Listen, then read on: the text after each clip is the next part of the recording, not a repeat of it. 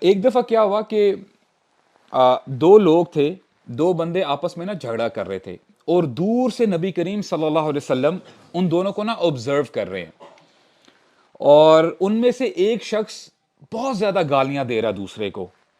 تو رسول اللہ نے فرمایا صلی اللہ علیہ وسلم، انی لأعلم کلمۃ لو قالها لذهب عنه ما یجد، کہ یقیناً میں ایک کلمہ جانتا ہوں، آئی نو اے اسٹیٹمنٹ، اگر یہ شخص اس وقت کہہ دینا تو اس کے اندر سے غصہ جاتا رہے گا، اٹ ول کول ہم ڈاؤن. اور پھر آگے فرمایا قال صلی اللہ علیہ وسلم اعوذ باللہ من الشیطان الرجیم، کہ اگر یہ اعوذ باللہ من الشیطان الرجیم پڑھ لے، جس کا مفہوم یہ ہے کہ میں اللہ کی پناہ میں آتا ہوں، کس سے؟ شیطان مردود سے. alright، اعوذ باللہ من الشیطان الرجیم. جب اللہ کے نبی نے یہ فرمایا نا صلی اللہ علیہ وسلم، تو صحابہ اکرام ساتھ ہی تھے. تو صحابہ اکرام میں سے ایک صحابی جاتے ہیں اس شخص کے پاس کہ اللہ کے رسول یہ فرما رہے ہیں کہ اعوذ باللہ من الشیطان الرجیم پڑھو. تو وہ بندہ اتنے غصے میں تھا، وہ رپلائی بیک کرتا ہے، کہتا ہے الا تسمع ما یقول، کہ تم مجھے کیا بتا رہے ہو؟ اور پھر کہتا ہے انی لست بمجنون، تم کہ مجھے پاگل سمجھتے ہو؟ آپ دیکھیں غصے کا درجہ اتنا اوپر چلا گیا ہے، he doesn't know what he seeing, کہتے کیا تم مجھے پاگل سمجھتے ہو کہ میرے پاس ذہن نہیں ہے، دماغ نہیں ہے؟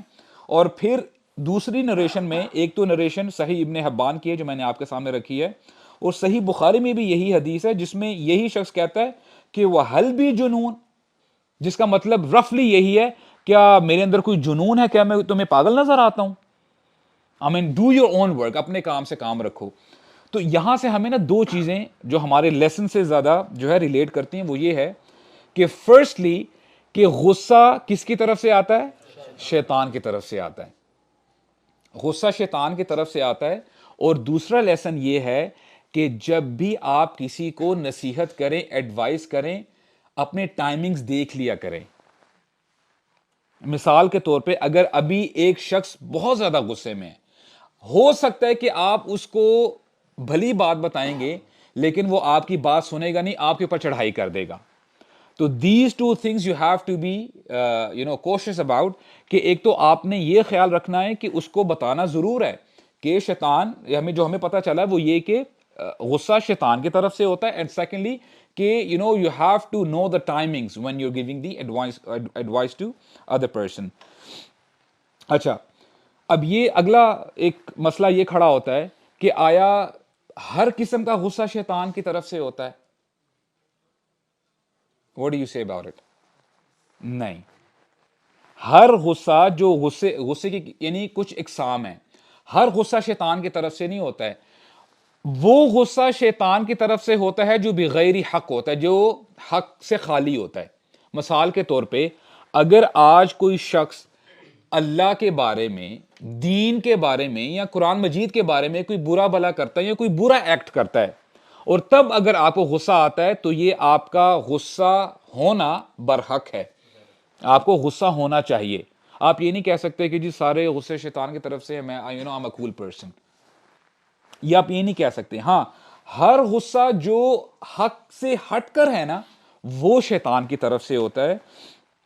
اور ایک اور بات ہم نے یہ سمجھنی ہے کہ دیکھیں اللہ سبحانہ وتعالی ہمارے خالق ہیں.